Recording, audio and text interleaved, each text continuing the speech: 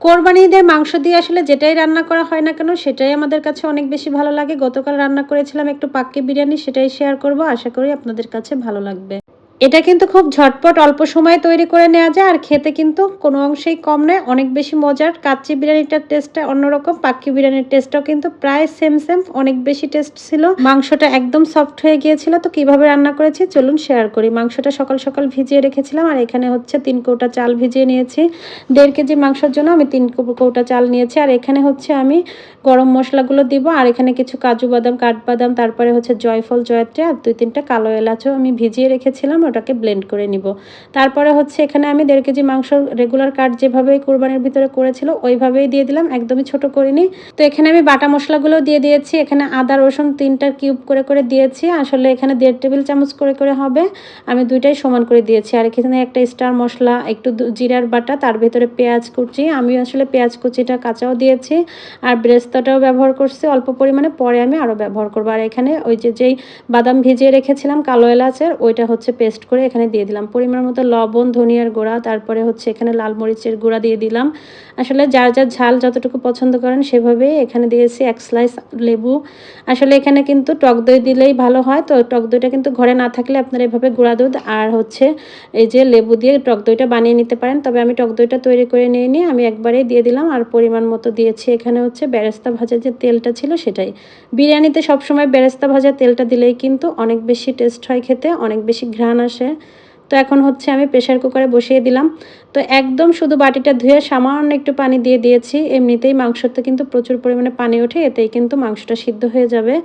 তো এতে ঢাকনা দিয়ে আমি হচ্ছে 90% পর্যন্ত মাংসটাকে সিদ্ধ করে নেব। আর এদিকে হচ্ছে পানি বসিয়ে দিয়েছি চালটা সিদ্ধ করার জন্য। গরম মশলা দিয়ে দিলাম, দারচিনির, এলাচ, সাথে পরিমাণ মতো একটু বেশি করে লবণ দিয়েছি যাতে চালের ভিতর লবণটা যায়। 2টা তেজপাতা, কয়েকটা কাঁচামরিচ, সাথে দিয়ে দিলাম হচ্ছে 1 চা চামচ শাহি জিরা আর কিছুটা সয়াবিন তেল। সাথে হচ্ছে আমি চালগুলো দিয়ে একটু নেড়ে চেড়ে দিচ্ছি। এখানে কিন্তু আমি পোলাওর চালটা নিয়েছি, আপনারা চাইলে বাসমতি চালটাও নিতে পারেন। তো আমার হচ্ছে ঘরে পোলাও চালটা ছিল, এটা দিয়ে করছি। আসলে ঘরে যা থাকে সেটা দিয়ে কিন্তু বিরিয়ানি তৈরি করে নেওয়া যায়। অনেকেই মনে করে অনেক কিছু প্রয়োজন হয় বিরিয়ানি রান্না করতে, আসলে তেমন কিছুই প্রয়োজন হয় না। ঘরে যা যা থাকে এগুলো দিয়ে কিন্তু রান্না করলে খুবই ভালো লাগে। তো চালটা আমি হচ্ছে 80% মতো সিদ্ধ করে নিয়েছি, এখন পানি ঝরিয়ে রেখে দিব।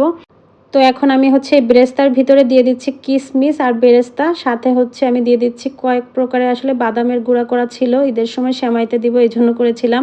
তো সেই বাদামগুলো দিয়ে হচ্ছে আমি একটু মিশিয়ে নিলাম, এটা হচ্ছে আমি বিরিয়ানির উপরে ব্যবহার করব সেই জন্য।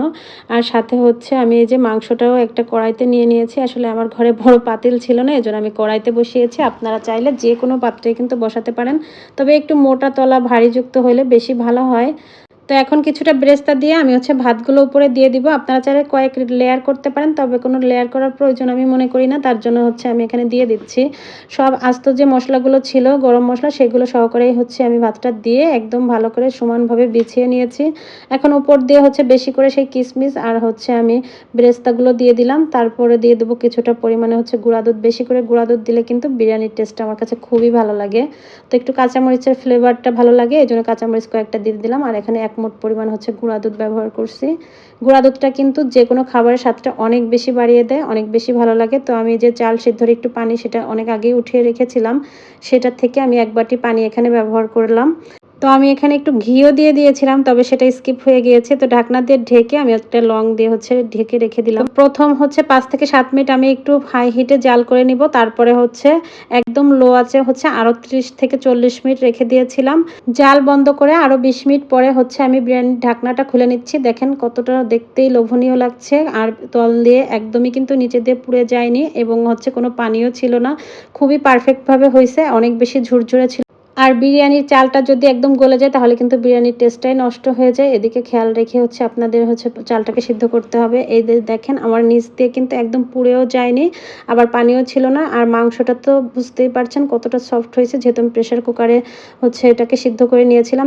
এই তো ভিডিওটা আজকের মতো এ পর্যন্তই। সবার কাছে কেমন লেগেছে অবশ্যই কমেন্ট করে জানাবেন। সবাই ভালো থাকবেন। আল্লাহ হাফেজ।